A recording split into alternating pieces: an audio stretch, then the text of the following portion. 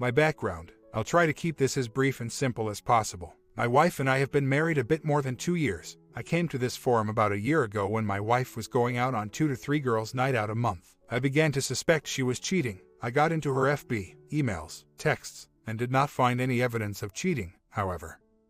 I did find evidence that, before we were married, one of my close friends had tried to start an affair with her.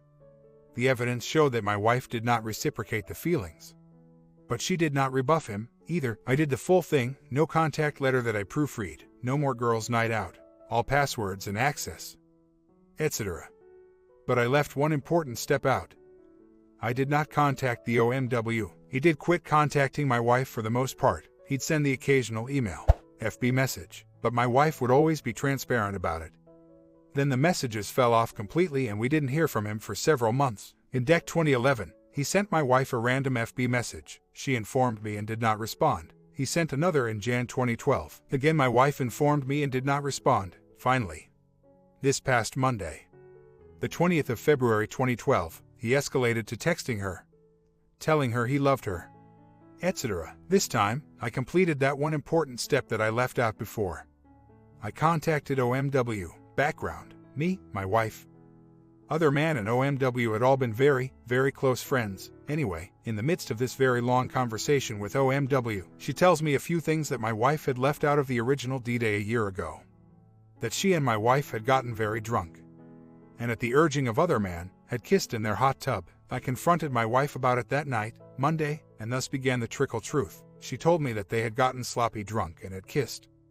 Neither of them found it enjoyable and only did it at the urging of the other man. I firmly told her that continually hiding things from me was unacceptable, and that if she continued to do so, we would not stay together. She was very sorry. She hid her face from me and cried almost the entire night. The next day, yesterday, during a phone conversation during our lunch breaks, she admits that she also kissed 2 different girls while she was a freshman in college. I'm more upset at this point because I see that she's been hiding things from me for far longer than I'd originally thought. So, all day yesterday these things are going through my head. I decide when I get home to have another come to Jesus talk with her. We'd already had one on Monday night when I found out about her kissing the OMW. I explained to her that she had this one opportunity to tell me the full truth and that if I ever found out differently, that would be the end. No questions asked. She became very distraught, very emotional, and she's crying again. I could tell that she wanted to tell me more, but that she was very afraid. I encouraged her to open up. She eventually admitted to me that after she kissed OMW, other man eventually went inside. After that, she and OMW went down on each other. She said that neither of them enjoyed it and both immediately regretted it. She's crying hard at this point. I'm holding her, telling her that I'm not happy with what she's telling me but that I don't hate her or judge her. She starts crying harder, and I ask her if there's more. She says yes. She then starts sobbing so hard that she's shaking, and in between sobs, she tells me that the 2 girls in college that she'd kissed also went down on her. She also admits to kissing another girl about 6 months or so before we got married. She tells me that she never had feelings for any one of these girls, that she was sloppy drunk every time, and that she didn't enjoy any of these experiences. She tells me that she's been dying slowly inside since we've been married. She repeatedly tells me that she's worthless, that I don't deserve to be treated this way, and that she doesn't understand why I would stay with her. She tells me over and over that I deserve better. I'm holding her as she's sobbing into my shoulder, and I calmly thank her for being brave and telling me the truth. She tells me that this is the full truth and that there's nothing else. She kept sobbing almost uncontrollably like that for another 30 minutes or so. The whole time she had her face buried in her hands. She went to the bathroom to throw up and told me not to look at her face. She came back and did not eat any of the dinner that she had prepared. I ate dinner and turned on Family Guy as a brief reprieve for both of us. That night in bed, she's still sniffling. She asks me if she can touch me. I tell her no. At this point, the anger is welling up inside of me, and I begin to ask the tough questions. How could you tell me you love me then lie to me so much? How could you cheat on someone 4 different times and never tell him? She says that she was young, rebellious, and that deep down she's always felt that I was too good for her and as such has tried to sabotage our relationship. She admits that at one time she thought it was okay since she'd never cheated after we married, but that she has since realized that that was very wrong. She apologizes for hurting me, tells me she'd do anything to take my hurt away. So on, she offered to sleep on the couch.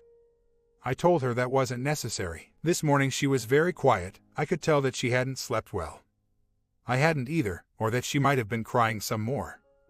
I could hear the lump in her throat all morning. When I kissed the top of her head as I was walking out the door to get on my bike, she almost started crying again. I couldn't bring myself to kiss her on the lips. So, there's the story. Here's a little more background. My wife was 21 when we got married. I was 27. She's 23 now. I just turned 30. I realize now that, yes, she was too young, but we're 2 years into it now, and so that's a bit of a moot point. I don't necessarily want a divorce. But that decision will only come with time as I process all this information. Also, I've always known that she was bi-curious. That does not bother me in any way, shape, or form. I just never knew that she'd acted on it to the extent that she has. I do believe that my wife is sorry for her mistakes, and for not telling. I did not in any way get the impression that she was sorry only for getting caught, or that she was justified in her cheating. She very clearly knows it was wrong. I have never seen my wife cry like she did last night, nor so obviously filled with shame and guilt. My fear is that she is a serial cheater and that she will do all of this again. I don't know, she told me she's been presented with the opportunities but has always turned them down because of how badly she felt knowing how wrong she's already been. Yes, my wife has very severe boundary issues as well, of course. It's hard to trust her about anything at this point, and I'm well versed in the concept that cheaters lie, but after what I saw last night, I really do believe she's telling me the truth at this point. So, what are the thoughts? I love my wife and want to stay with her, but am now very gun-shy about opening up to her in any way. Edit for clarity. 2 of these acts occurred while we were dating. 2 occurred while we were engaged. This morning I find myself plagued with contradicting thoughts regarding my marriage. I've put a lot of work and a lot of myself into this marriage. I feel like I owe it to myself and to our marriage to see if we can stick it out. As such, I want to give her another chance. But what if she does it again? What if 5 years down the road I'm having divorce papers drawn up? I'll be 35 years old. We'll have a house by then, so we'll be in debt. I laid out to her this morning all of my conditions for giving it another shot. NC letters. All passwords. Access to all devices. Marriage counseling. No going out with friends. No drinking when I'm not around. Strict boundaries and understanding what kind of behavior is okay and isn't. Full ownership that her actions were not the result of drinking or peer pressure but her own poor choices. I also laid out exactly what I consider to be inappropriate behavior, just so there can never be any ambiguity. She was more than willing to submit to all of them. And she even offered to take tomorrow off so we could start marriage counseling. But I still feel like she's getting off too easy. She gets to stay married. We're still going to buy a house soon. She's been trying to get into veterinary school and she still gets that her parents don't know any of this happened. A part of me wonders if I'm being played. I don't get that feeling from her. Just doubts in my own mind. I told her this morning that giving her another chance would be an act of faith on my part. Part of me wonders, is that what marriage is supposed to be? Faith that is corroborated by trust, but verify. But then, what is marriage itself but a mutual act of faith between 2 people? When 2 people marry, they have absolutely no idea where life will take them. Man, this stuff is so tangled and jumbled up. I know that if I decide to stick this out, then it really is an act of faith on my part. I really do have to give her another chance, and I have to do it regardless of what fears of the future I may have. But that's a lot easier to type than it is to do. A little more background. I'm a former Marine and combat veteran of OIF. I was diagnosed with PTSD several years ago by multiple mental health professionals. As such, I'm very familiar with much of the post-traumatic symptoms, hypervigilance, flashbacks, that follow these things. The various support systems I have in place to deal with my PTSD has helped me deal with this. It is my military and combat experiences that have given me one of my guiding principles. Examine the facts as you know them, formulate a decision, execute that decision making adjustments where needed, and don't armchair quarterback yourself later. Just learn from any mistakes you made. I also fully understand the concept of going into the unknown with absolutely no guarantee that you'll make it out the other side, because this is such an emotionally charged situation. And because trust has been broken. The facts are sketchy at best, however. I feel like I have the best grasp on them that I'm going to get. I genuinely feel like she is sorry and that she truly wants another chance. She said she wants to prove to me that she can be the wife that I deserve so that we can grow old together. She told me yesterday how much of a better person I make her. Could be flowery talk to throw me off the trail. But I honestly don't think so. As such, while I understand the viewpoints of many of you who say I need to cut my losses now, I truly feel that I owe it to myself and our marriage to give her another shot. That's the route I'm going to go. I accept that it's an act of faith fraught with danger and the possibility of failure. But what worthwhile isn't, really? Other than all the trust but verify stuff, What are some other steps that we can take to maximize our chance of success and move past all this? It's a super long and complicated story. Short version is this. Other man and I became friends many years ago. Prob 16 years ago at this point, long before I met my wife, which was only 6 years ago, other man and I became friends. Not best friends, but still close. Fast forward to 6 years ago, I had been home from Iraq for a year. Another man introduced me to the woman that would become my wife. From the get-go, his wife, the OMW in my previous posts, had suspicions of his intentions, but ignores them. My wife and I meet, begin dating, and we all four become very close. Me and other man become best friends, and my wife and OMW become like sisters. Other man and I start working out together 3 times a week. We all double date once a week, etc. Suddenly and mysteriously, other man, who is still my very close friend at this point, begins acting very mentally unstable. This is around the time my wife and I got married. Over the next few months, the mutual friendships completely implode and other man and OMW move away. A year later is when I find evidence on FB that other man had been trying to have an affair with my wife. The evidence very clearly showed that my wife did not return his feelings, and other than the hot tub incident, there was no evidence that anything physical had ever happened. And rest assured that I cross-referenced those FB messages with emails and text messages. The only thing I didn't do was inform OMW, which I should have, that my wife did not rebuff him and shut him down, combined with the fact that she hid the whole thing from me, caused the first D-Day about a year after we married. Of course, I realize now why he suddenly became so mentally unstable. He had been pursuing my wife behind my back, which my wife did not tell me. Once we got married, he realized he'd never get her, and so began his slide into further mental instability. This week when he contacted my wife again, I finally called OMW and told her the full story. She served him divorce papers yesterday. Like I said, it's a very complicated story. My wife understands now that by not rebuffing him clearly and completely, she led him on, which exacerbated these problems and caused a lot of damage. A bit more than 1 year later, the story starts way back in '96 when I was a freshman in HS. I met an English teacher, Jay, who had just graduated college and was therefore very young, 22 or 23. He and his wife, M, became the Sunday school teachers at the church I attended. My friends and I used to hang at his house all the time. He would offer advice and guidance. It was a relationship I treasured. Fast forward 10 years to 2006. I joined the Marine Corps Reserve as a machine gunner while in college and had come home from Iraq a year prior. I had stayed in touch with Jay over the years. One day he emailed me a picture of a young former student of his that he thought would be a great match for me. This was the woman who would one day become my W. Needless to say, my W and I hit it off, and we eventually became very close friends with J and M. We all four spent a lot of time with together. I still look at this time of our lives very fondly. As my W and I became more serious and I proposed, we all noticed that Jay's behavior was becoming very erratic. He relapsed into drugs and alcohol, things he'd given up for the church. His behavior worsened to the point that we stopped hanging out with J and M altogether. Things came to a head only a few days before the wedding when W and I had a huge falling out with J and M. This was in September 2009. Fast forward to around Feb 2010, my W has been going out on girls' night out at a steady rate, 2 to 3 times per month. I become suspicious that she's cheating. While I find no evidence that she cheated, I also found love letters from J to my W dated the months leading up to our wedding. Suddenly everything in my mind clicked. Somewhere along the way J had fallen in love with my W. That explained why his behavior became so erratic the closer the wedding drew. For my W's part, she had stopped responding to him once the correspondences became overtly romantic, however.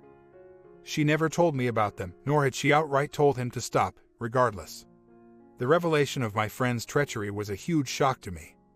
I'd been friends with J going on 15 years. I confronted W about the whole thing but did not call me to tell her about J. His behavior had become so erratic that I just wanted him out of our lives altogether.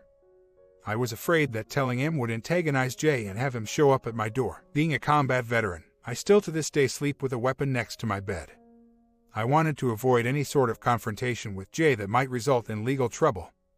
All this is what I consider the first D-Day. Fast forward about a year to January 2012, we haven't heard from Jay. Out of nowhere, he starts texting and emailing harassing messages to W and me. I ignore it for a week or so, but when it doesn't stop, I eventually decide it's time to do what I should have done in the first place. I called M. M is heartbroken but not surprised. That's when she tells me the first shocker. She'd left him a few months prior because he'd been stealing her medications and had even begun to display signs of aggression toward her. M had subsequently moved in with her sister several states away and was trying to decide between D or R. My call pushed her to D. She then drops the second bomb. She tells me that she and my W had been intimate when my W and I were engaged. I was dumbstruck. So that night I confronted my W. This was the second D day. And it lasted for 2 weeks. As it turns out, that sleeping with M was only the tip of the iceberg. After dragging all of the truth out of my W, we immediately started MC and IC for her. We were also reading books together, bonding like crazy, and having more bonding than we'd ever had as a married couple. My W severed ties with all of the toxic friends she'd had during her serial cheating. She was very obviously remorseful. During this time, Jay is still texting, emailing us. In these texts and emails, Jay begins taunting me about how he knew we had bonding with M. He also inadvertently admits that he and W had never had sex, just as my W had originally claimed. As he continues harassing us, he continues corroborating several of the other things my W had told me. Fate is one messed up mistress, I guess. As such, I never truly felt the need to do any kind of poly on W. J and M's divorce went through pretty quickly once their D was final. We stopped hearing from Jay and haven't heard from him since. That brings us to right now. As I mentioned in this thread, my W had been accepted into veterinary school, an opportunity for which we would have to move across the state. I decided that I wanted to move irrespective of her opportunity because the job situation where we were living sucked. So, in April, right after I started this thread, we moved to Baton Rouge. She started school and I found a new job with double the pay and none of the stress of my previous job. What about reconciliation? It's been a very difficult journey. Once the initial intense bonding eased, I began to look at everything more objectively. The first thing for me was getting to a point where I could leave my W if I so chose. I didn't want to stay with her out of fear or anything else. It had to be a choice. Getting to where I could make that choice was no easy feat. The next difficult thing was realizing very clearly that my W had lied to me about the cheating because she'd known that I would not have married her had I known. As such, I'd made the decision based on incomplete information. I struggled with that for a very, very long time. I've also struggled at times with the idea of consequences. One of the most bizarre things about being a BS is that if you decide to R, ultimately the WS gets to have everything they wanted. They got to have their fun but keep the marriage. That bothered me for a very long time. There were some very low points. I hated my W at times. I hated our marriage. I was so resentful of her, of our marriage, of my being young, good-looking, and successful, yet also tied down to this cheating woman. My W did all the right things. She told me anything I wanted to know. She still texts me everywhere she goes, lets me read her emails, Facebook, texts, stays in contact with me all throughout the day. Some days all that stuff helped me feel better. Most days they didn't. So why didn't I leave her? Because I had to know, I had to know that I'd given our marriage a chance. As a result, our marriage is at a far better place. That's not saying a whole lot. Our marriage was stalled and marred from the start, however. Every day I'm just a little gladder that I stayed. I still don't trust her enough to tell her some things. Before I knew about the cheating, my W was one of only about 3 people outside of my war buddies that I could talk to about Iraq. I don't talk to her about it now. That notwithstanding, we're doing very well, all things considered. I tell W all the time that she put me through enough drama in the first 3 years of marriage to last us the next 10. And she lives by that now. Story 2. We have been married for 5 years after a relatively short courtship. 60 days after we were married, she had to be hospitalized for 2 weeks with a mixed-stated mania. She was diagnosed with bipolar I. My instincts were to leave, but I went looking for answers. I searched my soul and decided that even with the illness, I was going to try my best to support her. The next several years were a little blurred with different doctors, meds and such. Finally, we got her stable enough to take care of herself and even teach on the college level, and I felt like we were on our way to a life. But, as time goes on, things are just getting worse. Not in terms of mania, depression, but just severe dysfunction. I can find no common ground and ultimately, I am accused of not doing anything for her at all, which hurts because, let me tell you, I try as hard as I can. The harder I try to do things or help her, the more viscous she gets. It's mind-boggling. Whatever I do, it's wrong. She manufactures this reality that I don't support her, but I can honestly say that I would be embarrassed to admit some of the things I have agreed to in order to be supportive. My feelings and emotions have been trampled, and there is nothing I can count on in this marriage. I feel so alone. I do have a very supportive, loving family, but now she is attacking that on all fronts, and it is shaking me to my core. I have lost all love, compassion I feel for her and find it hard to even look at her. Okay, with all that said, why do I find it so hard to leave? She pushes me so far beyond my limits and I say to myself, that's it. I can't take this anymore. But just as soon as I think about it, I feel almost crippled, like I can't leave. I make excuses like Christmas is coming, we have a vacation planned, I just can't leave now, etc. Then I say to myself that if she pushes me again though, I'm out. Well, she does, but the next time is the same, she pushes and I shut down. I know that it is fear. But why do I care? I mean, she treats me horribly. Why do I care what happens to her after I leave? I apologize for the length of this post, but just another couple details. We have no kids, are in our mid-30s and both educated. I know that my life will get better when I leave my wife, and I also know hers will get worse. I keep getting stuck in the reason trap, trying to figure this out, but there is no figuring. It just sucks. I think what I feel most days is shock that this is happening. I even have a tendency to talk myself out of it while I am at work just to come home and be slapped in the face with reality. I also have fear that I will cave. If I leave and she can't take care of herself, will I be able to handle that? I mean, if I come back then, it would be disastrous and I would be trapped forever. But how am I going to make it, watching the person I made vows to spin down to their own destruction? I know that it is not my fault, but I can't get away from that. The past 5 days have been an eye-opener, but not exactly in the terms I was looking for. I learned some things about myself this week that shook me up a bit, and I think it is going to take some time to sort out. In so many words, I really need to find out whether my feelings for her are truly love or extreme codependence. The short story is that I left for an evening and went to my parents while she was at work. I left no note and shut off my phone. I made it to about 5 the next day before I contacted her, and by that evening, I was back home. For my part, the feelings I felt were horrible, but what made matters worse is how my family reacted. She tried calling one of my sisters, then stopped by my parents during the day while I wasn't there. They did not treat her very well, from their own accounts and hers. All she was wanting to know was where I was and why had I left, and they had their defensive guards up as if she showed up with a ball bat. Things were said by my family that shouldn't have been said, or even known. They acted way out of their character, and I couldn't believe it. But then something occurred to me that hadn't before. It goes back to when she was hospitalized after our marriage. For those of you who know, helping someone recover from a severe manic episode is beyond words. Not to even speak of what it is like for the person suffering for the episode. During that time, I developed a coping mechanism that I didn't realize its severity until this week. Since I did not want to do or say anything that would push her back into an episode, I stopped talking, for the most part, to her about what I felt were hard emotional subjects. I had meetings with family and friends and asked that they not talk about certain things with her. For myself, when things in the relationship got hard, I would swallow it for the time being, then go and visit my sister, let's say, and unload. Then I would go home calm and things would be okay for a while.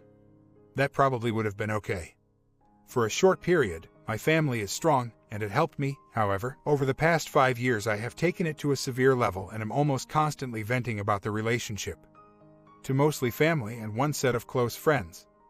What has this done? I have been living the pain, hurt of this relationship without communicating it to the person that needs to hear it, while at the same time alienating family and friends from my wife. I would continue to get upset about some of her issues, but never really express to her how strongly I feel about them. But in my mind, I felt like I had, because I had completely unloaded about them in other company. While right now, I feel like I have done some damage to our relationship and feel horrible about it. I am only human and am also happy that I see it. My wife and I are starting to counsel this next week, and we have talked about the above. I also want to say that I realize my codependent self may just be finding another reason to blame myself. But right now I feel I need to come clean on these issues with her, whether I feel like she can handle it or not. Maybe my fears of her losing it when she hears how I feel will lead to healing. I don't know, but I hope at the minimum, if I leave again, she will at least understand why. She does admit the illness and has not denied or refused her medication since her hospitalization. I should also note that she does not have any substance abuse issues. Thank God. Treatment is a little tough because of our wonderful healthcare issues. We fall between a literal crack in the system where I cannot get healthcare for her that covers mental health issues. So ultimately, her doctor sees her once a month for a med check. By the time we pay for meds out of pocket, we don't have enough money to pay for therapy. Health insurance, it is denying us the exact treatment she needs. We are going to marriage counseling soon, and after some of what I posted earlier, I realize now that I need some help as well. I thought I was super tough and able to handle it, but it has made mincemeat of me.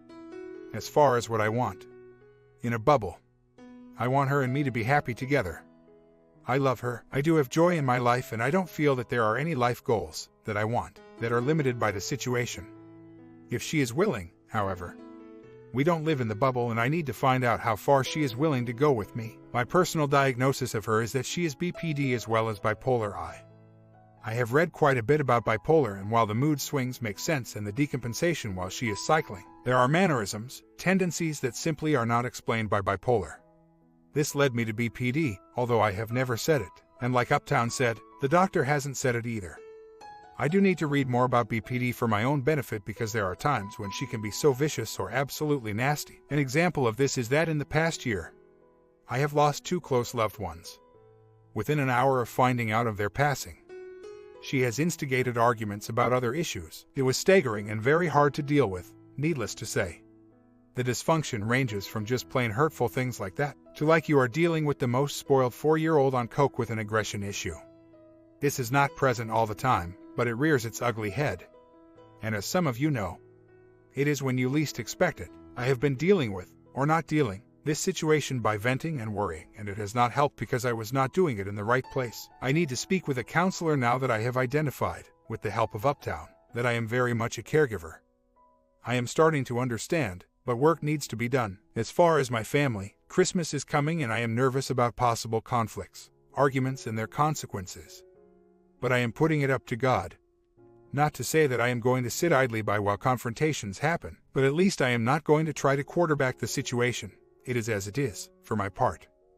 I have apologized. I know my heart is in the right place, a work in progress. My comment: what you guys learned from this? If your partner cheated before your marriage, do you stay or leave? I think it depends on if the person has remorse or not, and it takes time to prove that, however.